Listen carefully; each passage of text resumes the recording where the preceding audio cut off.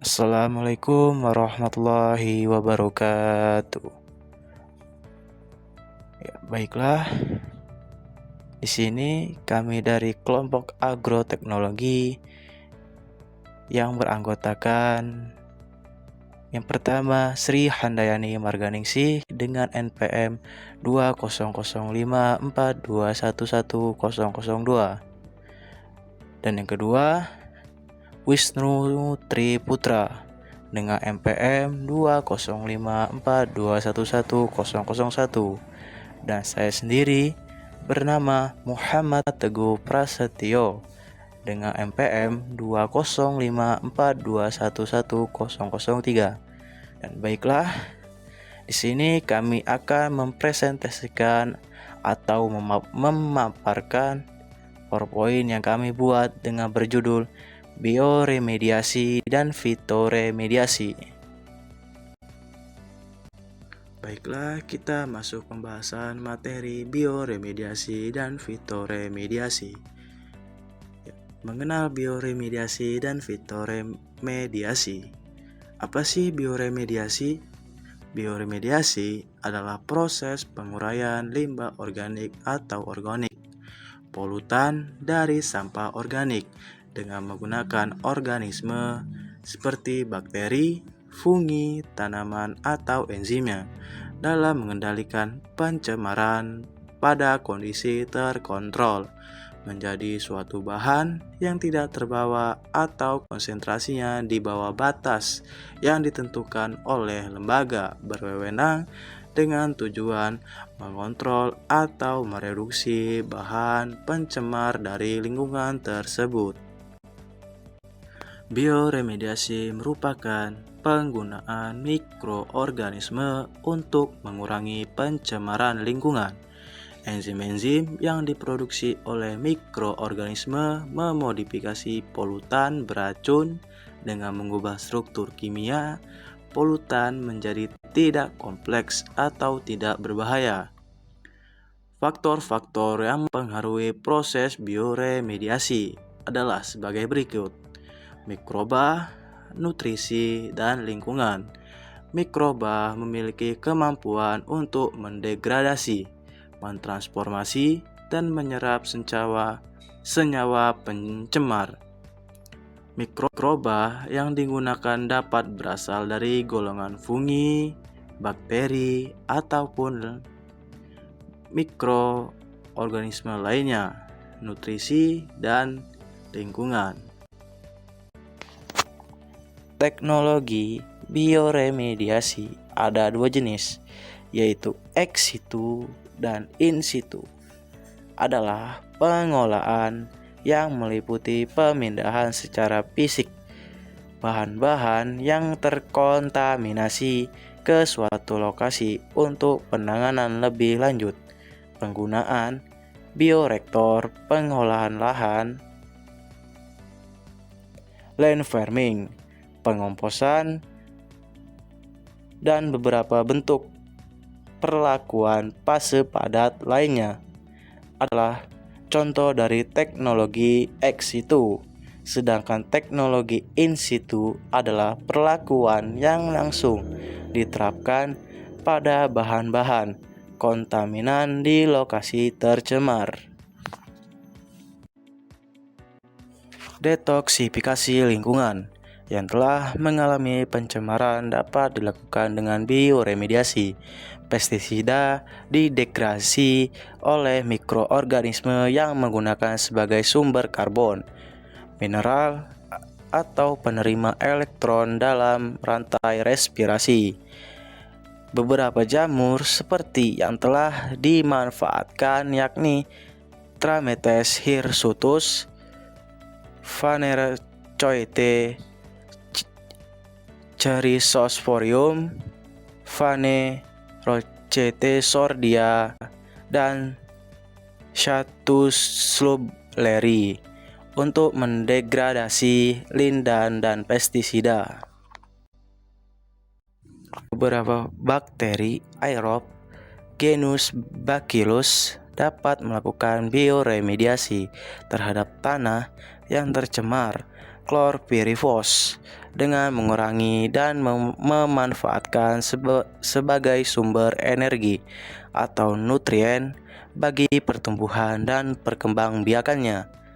Beberapa bakteri seperti Flabobacterium sp, Pseudomonas sp, Agrobacterium sp, and Antrobacter sp.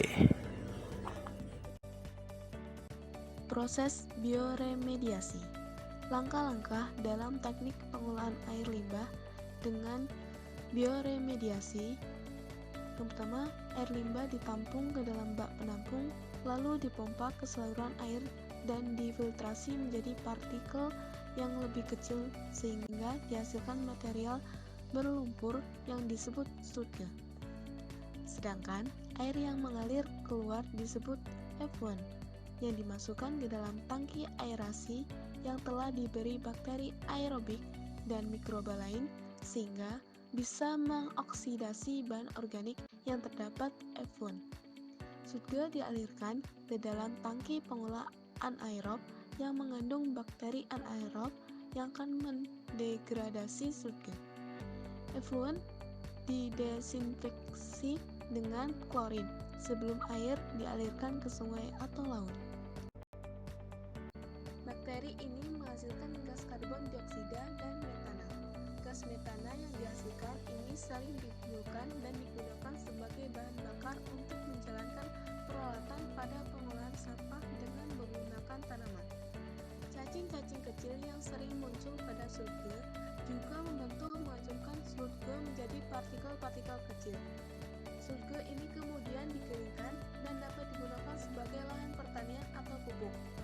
Ilmuwan telah menemukan bakteri yang disebut Candidatus brocadia anammoxidan yang berkemampuan untuk mendegradasi amonium pada suasana anaerob atau sebagian besar produk yang terdapat dalam urin. Penting sekali untuk menghilangkan amonium dalam limbah cair sebelum air dialirkan ke sungai atau laut, karena kadar amonium yang terlalu tinggi memberikan dampak negatif bagi lingkungan. Pengolahan 3-4 bulan. Yang pertama, pemecahan atau pencampuran. Membuat tekstur tanah menjadi homogen untuk pengambilan sampel uji awal. Yang kedua, pemupukan. Takaran pupuk yang digunakan yaitu karbon, nitrogen, fosfor 100:5:1. Penambahan dolomit untuk mencapai pH 6-9. Yang ketiga, penyiraman. Menjaga kadar kelembapan tanah yang optimal. Yang keempat, pembajakan. Untuk meningkatkan kandungan oksigen dan mencampur material dengan pupuk. Yang kelima, pembalikan. Alat berat digunakan untuk mengoptimalkan pembajakan agar seluruh material terpapar udara. Yang terakhir, pemantauan atau pengujian 2 kali per bulan dengan parameter sebagai berikut: TPH dan pH.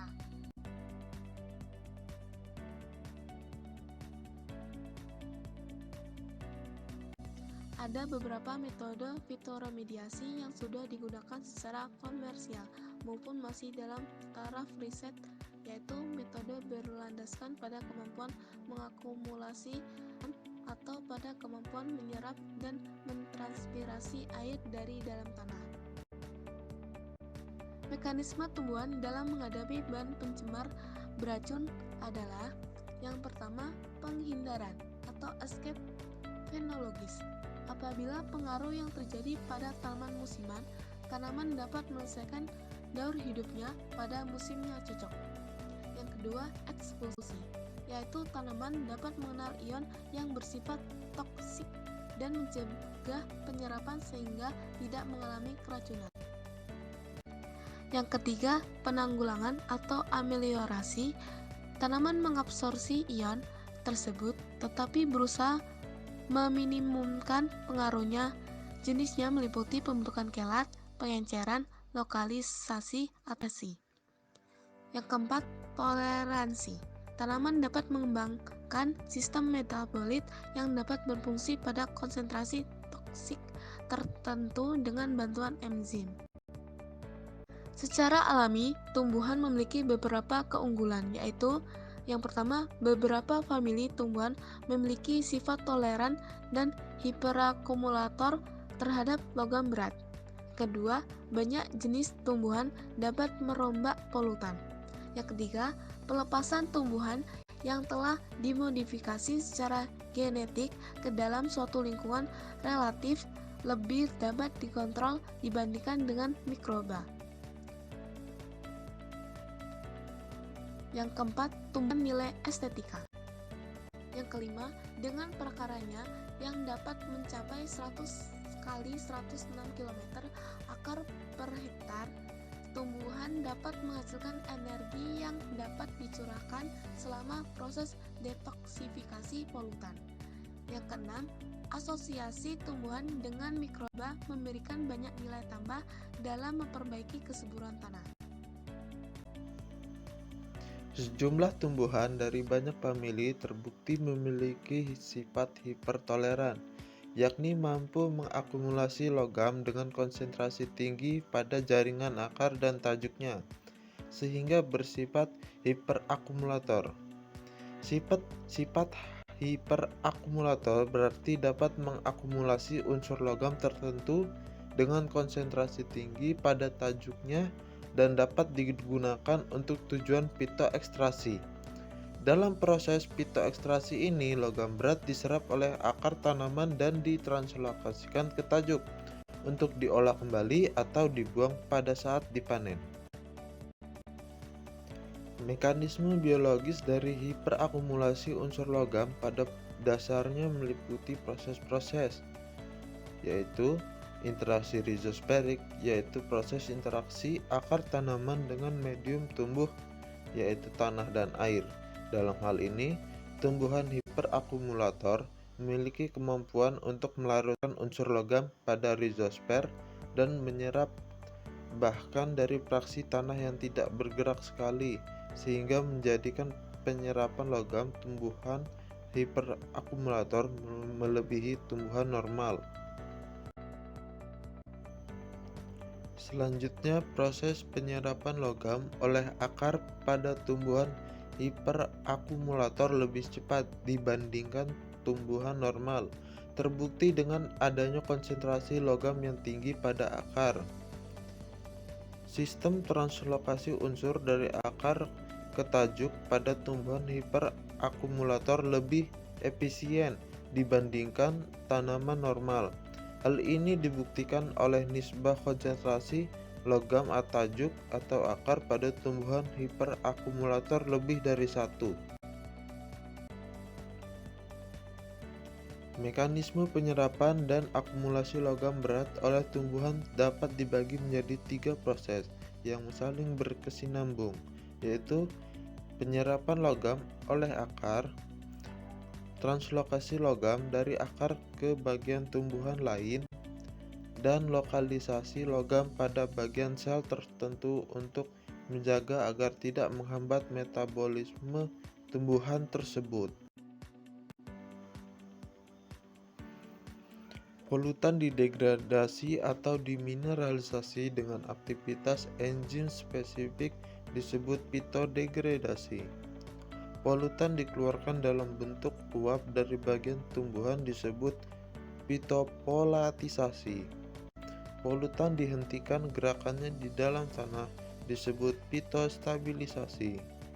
Polutan dikeluarkan melalui akar disebut rizoremediasi. Polutan diakumulasi di bagian tertentu dari tumbuhan disebut pitoekstrasi. Polutan didegradasi dengan tumbuhnya akar atau mikroorganisme disebut pitostimulasi.